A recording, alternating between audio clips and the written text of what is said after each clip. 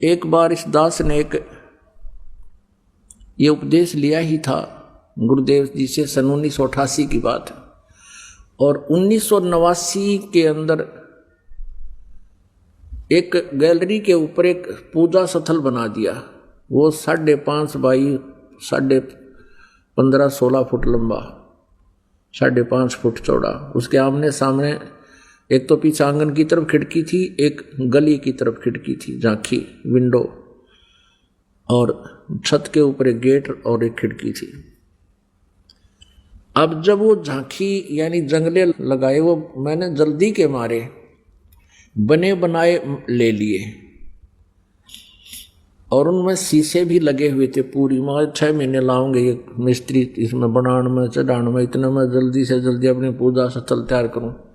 तो उनमें से एक शीशा फूटा हुआ था, एक खिड़की के डोर का, दरवाजे का, पल्ले का। हम लोग बना करके प्लस्तर करा के सारी सेटिंग कर दी, और उस जो टूटा हुआ पल्ला था उसके कपड़ा बांध दिया और अपनी जोत जगानी शुरू कर दी। मैंने तो चाह सा चढ़ रहा था कब ये पूजा स्थल बना शुरू करूं फटाफट। 1 वर्ष के बाद उसमें क्या किया, वो परमात्मा की लीलाई थी, वो शीशा नहीं चढ़वा सका। उस खिड़की के एक पल्ले का शीशा टूटा हुआ था, ग्लास, वो नहीं चढ़वा सका। उसके ना चढ़वाने का कारण ये नहीं था कि कोई पैसे का अभाव था, नहीं, वो उधर जानने नहीं गया, काम चल रहा था। और पूजा में ज़्यादा ध्यान, कभी सत्संगों में जाना, गुरुदेव के दर्शन करना, ऐसे लगा रहता था, बिजी शेड्यूल हो गया था। तो कुछ दिनों के बाद इस दास पर कृपा हुई कि जैसे ये भक्ति बोध है, ये पुस्तक जो आप नित्यनेम के लिए प्रयोग करते हो, ऐसी ये पुस्तक बनवाई 5,000, और वो रख ली वहां पर एक तख्त डालकर पूजा स्थल में कि गुरुजी आएंगे, उनको गुरुदेव को ये पुस्तक दे दूंगा, भेंट करूंगा, और वो आगे भक्तों को फ्री देते थे, जिनको नाम उपदेश देते थे। तो क्या हुआ, कुछ दिन के बाद उस खिड़की के यानी झांकी के जंगले का कपड़ा बांध रखा था, शीशा टूटा हुआ था, ग्लास, उसको काट कर चूहे घुस के उन पुस्तकों को काटने लगे। तो फिर मुझे ध्यान आया, भाई ये चूहे किसका गुस्से, उन्होंने तो कपड़ा काट रखा। फिर मैंने सोचा कि एक ये शीशा चढ़वाऊं किसी से, तो एक शीशा चढ़ाने के लिए कोई मिस्त्री आने तैयार नहीं, 2-3 पूछे, फिर देखेंगे, अभी टाइम नहीं है, बड़ा काम होता तो चल पड़ते। माँ भाई बड़ा साका होया।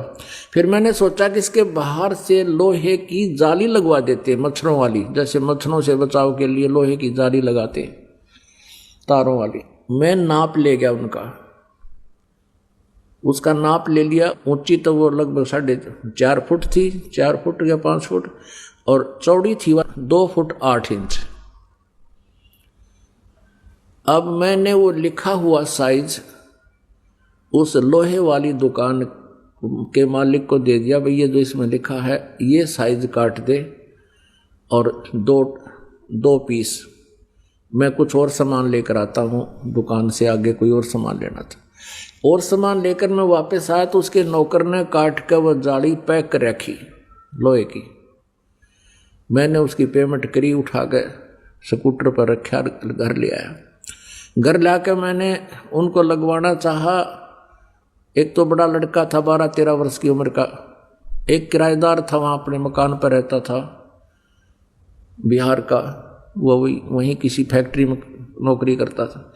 उन दोनों से कहा भी तुम ऐसा करो, वो लड़के का मित्र था, वो सहयोग कर देता था। ऐसे कहा कि इन जाली को फिट कर दो चारों तरफ, और ये कील मार दो, इसमें कील ला रखी थी।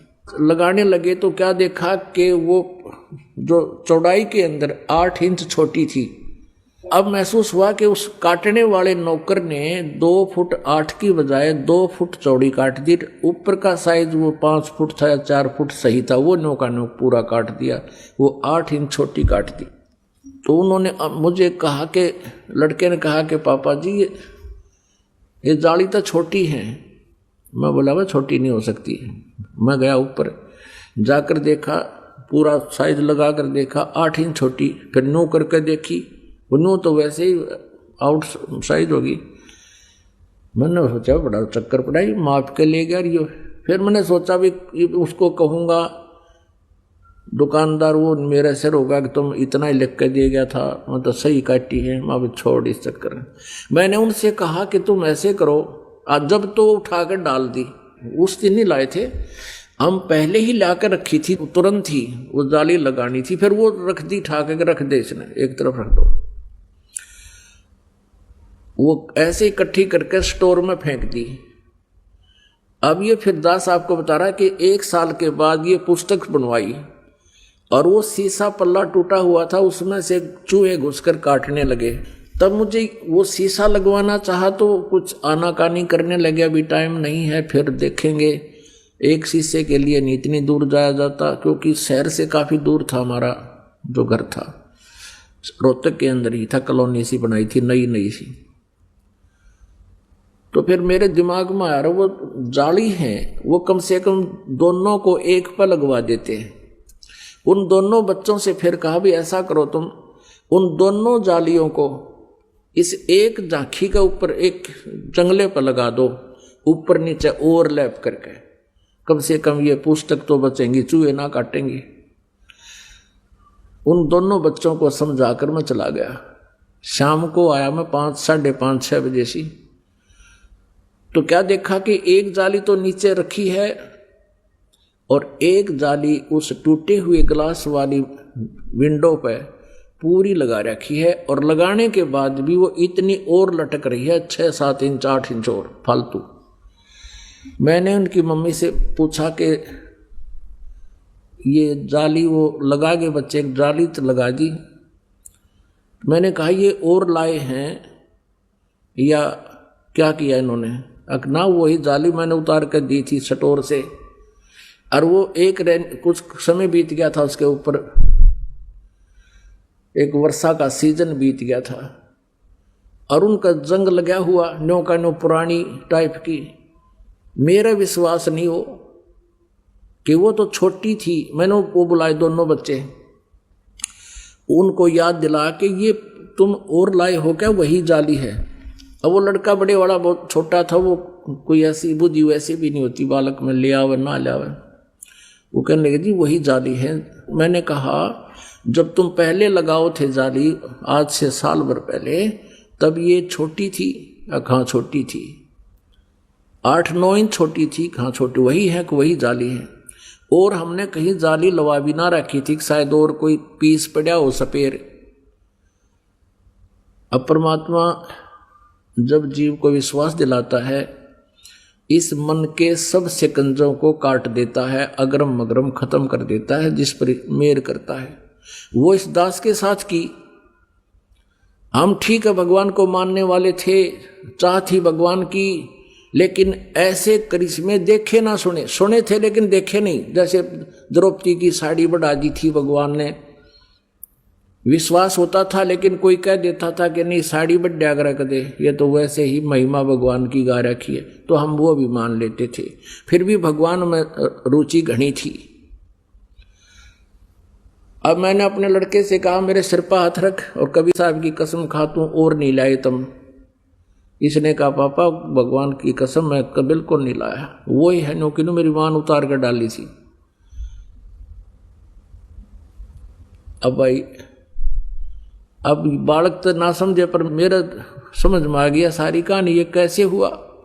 दूसरी देखी कि मैं दूसरी और लगाओ, फिर तो दूसरी लगाई, वह भी पूरी पाई, और 6 इंच फालतू, 8 इंच बढ़कर 6 इंच और सपेर ऐसे लटक रही थी। बोलो सतगुरुदेव। अपने आत्माओं, ये ऐसे दृष्टांत है। उसके बाद इस दास का जीवन बदल दिया उस घटना ने। अब कोई नो कहे भगवान ये नहीं कर सकता, हम नहीं मान सकते, भगवान जो चाहे सो कर सकते हैं। द्रौपदी की साड़ी बढ़ाई थी एक कपड़ा, और परमात्मा ने इस दास की लोहे की जाली बढ़ा दी। उसके बाद डंडोरा पीटना शुरू कर दिया, परमात्मा की महिमा का गुणगान शुरू कर दिया। अपनात्मा जैसे ये बुद्धि भ्रष्ट ऋषि हुए हैं, महर्षि दानंद जैसे नकली, इन्होंने भट्ठा बैठा दिया भगवान की महिमा का। इनकी क्या सिद्धांत है? सत्यार प्रकाश में लिखा, किसी ने प्रश्न किया कि क्या ये सच्ची बात है कि भगवान ने नरसिंह जी की हुंडी कैश कर दी थी? वो कहता नहीं, ये बकवास है सारी, भगवान कुछ नहीं कर सकता, किसी सेठ ने दे दिए होंगे 500 रुपये। तो इसका मतलब उनके सिद्धांत अनुसार ऐसा है कि भगवान तो अपाइज है, कुछ नहीं कर सकता, ना द्रौपदी की साड़ी बढ़ा सकता और ना ही नरसिंह जी की हुंडी दे सकता। अब परमात्मा की दया थी, उसी हमारे कम मकान पर एक किराए पर आ करता था आर्य समाज, महर्षि दानंद के विचारों से प्रभावित एक अच्छा समझदार सा व्यक्ति लगे था। वो पहले था टीचर था, वो प्राइमरी क्लास का हेडमास्टर, 5वीं कक्षा का हेडमास्टर, रिटायर्ड होने हो रहा था और शास्त्री था। उससे चर्चा होती थी भगवान की। वो पहले ये दास उससे चर्चा करता था तो वो मेरे से भी ज्यादा बातें बनाकर पता नहीं कितनी करता था। हम चर्चा चला करती भाई जैसे भगवान ने द्रौपदी की साड़ी बढ़ा दी थी, तो कहा करते नहीं ऐसा कुछ नहीं होता, ये कभी हो ही नहीं सकता, निर्जीव वस्तु कैसे बढ़ सकती है। वो दानंद की जो घूटी पी रहा था वो, अब वो कहता बुजुर्ग आदमी था, दास की उम्र उसमें 35, 37, 38 साल की थी, वो 50, 55 रिटायरमेंट के आसपास था वो, तो ज़्यादा विरोध नहीं कर सके हम उसका। ना हमें इतना विश्वास भी नहीं था कि ऐसा ना होया होगा, लेकिन चाह भगवान की गणी थी। अब जब ये मालिक ने रजा बख्शीश दास पे वो जाली बढ़ गई, तब मैंने सोचा कि इस पुण्यात्मा को भी समझा दूं कि भगवान ऐसा ऐसा कर सकता है। मैंने उस आर्य समाजी यानी महर्षि दानंद के विचारों से प्रभावित उस अध्यापक से कहा, पहले वो बहुत अच्छी तरह व्यवहार करता था, एक नेक व्यक्ति, शिष्टाचार से बोलता था, बहुत अच्छा प्रभाव था उसका हमारे ऊपर, और मुझे ये विश्वास था कि ये आदमी मेरी बात न मानेगा जो मैं कहूँगा, क्योंकि हमारा कोई स्वार्थ नहीं, कोई पाखंड नहीं, कोई हम ये भी नहीं कर रहे किसी ने भगाने के लिए, मूर्ख बनाने के लिए अपना कोई धंधा खोलना चाहते तभी कहते हो तो आदमी ये सोचा झूठ बोला है। मैं कहा आज इसका शायद किस्मत उद्धार हो जाए, इसकी किस्मत बदल जाए। तो मैंने उसको बुलाया वहीं पर और हम बैठ के बैठक में चर्चा करने के लिए बाहर एक कॉमन रूम बना रखा था हमने। तो मैंने ऐसे घुमा फिरा कर, माँ जी आप मानते हो कि द्रौपदी की साड़ी बढ़ गई थी? वो कहता नहीं हम नहीं मानते, ये हो ही नहीं सकता।